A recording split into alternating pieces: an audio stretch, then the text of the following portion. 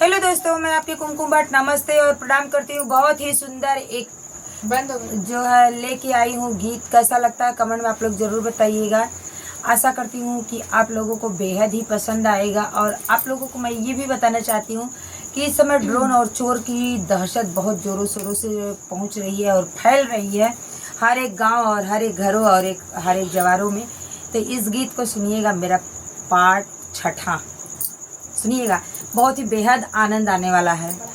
देखिए कैसे एक बहू चोर को पकड़ी है और अपने सास ससुर को कैसे बुला रही है, कैसे गुहार लगा रही है। इस गीत के माध्यम से सुनिएगा और बताइएगा। पलंग पलंग पर पियवा लौटे हम त जानी मोर रामा, हम त जानी मोर। दौड़ा दौड़ाए सासू जी पकड़ ले बानी चो, दौड़ा दौड़ाए सासू जी पकड़ ले बानी चोर।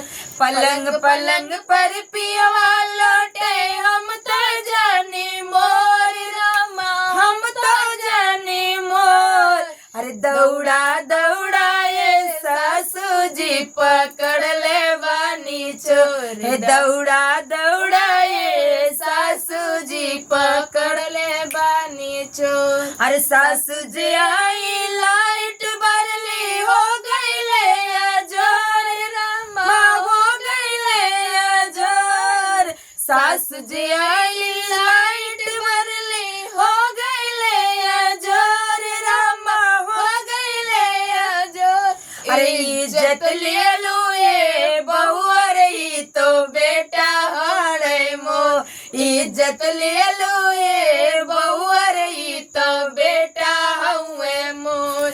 हाँ इज्जत ले लो ये बहू, अरे तो बेटा हुए मोर। चोर भाग गया निकल करके, पकड़ नहीं पाई बहू। लास्ट में उसका पति ही बचा था, उसी को साबित सासू आई तो चोर भाग गया। देखिएगा, लेकिन बने रहिएगा लास्ट लाइन तक। पलंग पलंग पर पियवा लौटे हम तो जानी मोर रामा, हम तो जानी मोर। अरे दौड़ा दौड़ाए जेठानी जी पकड़ ले बानी चोर, दौड़ा दौड़ाए जेठानी जी पकड़ ले बानी चोर। पलंग पलंग पर पियवा लौटे हम तो जानी मोर रामा, हम तो जानी मोर। अरे दौड़ा दौड़ाए जेठानी जी पकड़ ले बानी चोर, दौड़ा दौड़ाए जेठानी जी पकड़ ले बानी चोर। अरे जेठनी जी आई लाइट बरली हो गईले जोर रामा, हो गईले जोर। अरे जेठनी जी आई लाइट बरली हो गईले जोर रामा, हो गईले जोर। इज्जत ले लो ये देवरानी, ई तो देवर हाणे मोर। इज्जत ले लो ये देवरानी, ई तो देवर हुए मोर। पूरे गांव वाले इकट्ठे हो गए तो इज्जत ही लिया गया। अरे इज्जत ले लो ये देवरानी, ई तो देवर हाणे मोर। इज्जत ले लो ये देवरानी, ई तो देवर हुए मोर। पलंग पलंग पर पियवा लौटे हम तो जानी मोर रामा, हम तो जानी मोर। दौड़ा दौड़ाए ननदी जी पकड़ ले बानी चोर, दौड़ा दौड़ाए ननद जी पकड़ ले बानी चोर। अरे दौड़ा दौड़ाए ननद जी पकड़ ले बानी चोर।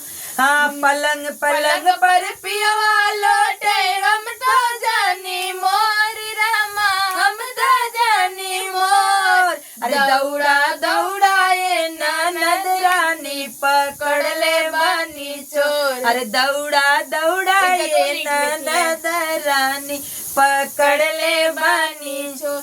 अरे ननद जी आई लाइट बरली हो गईले जोर रामा, हो गईले जोर। ननद जी आई लाइट बरली हो गईले जोर रामा, हो गईले जोर। इज्जत लिया लो ये बौजाई, इज्जत ले लो ये भौजाई तो इज्जत मेरा सुपना इतना नाक कटा दी पूरे गाँव जवार में। अरे मैं सुपना करा रही थी, ये तो सुपना का मुझे बना दी नाक कटवा के। अब नारे हमरे नाल ये भौजाई तो भैया बाड़े मोर, इज्जत ले लो ये भौजाई तो भैया हुए मोर। अरे ननद जेली लाइट बरली हो गईले जोर, रामा हो गईले जोर, रामा हो गईले जोर। अरे इज्जत ले लो ये भौजाई तो भैया वो स्लो मोशन वाला वाइब्रेट नहीं था भौजाई। अरे इज्जत ले लो ये भाभी तो भैया बड़े मोर, इज्जत ले लो ये भाभी तो भैया हुए मोर। पलंग पलंग पर भैया लौटे हम तो जानी मोर रामा, हम तो जानी मोर रामा।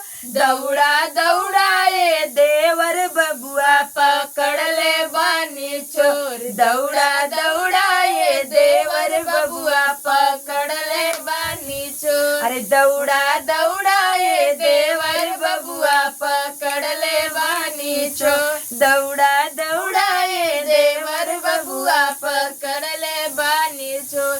देवर जे आइले लाइट बरले हो गईले जोर रामा, हो गईले जोर रामा, हो गईले जोर। इज्जत ले लो ये भौजाई ई तो भाई बड़े मोर, इज्जत ले लो ये भौजाई तो भाई हुए मोर। अरे इज्जत ले लो ये भौजाई तो भाई बड़े मोर। अरे देवर जे आइले लाइट बरले हो गईले जोर रामा, हो गईले जोर। इज्जत ले लो ये भाभी ई तो भैया बड़े मोर, इज्जत ले लो ये भाभी ई तो भैया बड़े मोर, इज्जत ले लो ये भाभी ई तो सैया बड़े तोर, इज्जत ले लो ये भाभी ई तो सैया बड़े तोर। अरे पलंग पलंग पर पियवा लौटे हम तो जानी मोर रामा, हम तो जानी मोर। पलंग पलंग पर पियवा लौटे हम तो जानी मोर रामा, हम तो जानी मोर।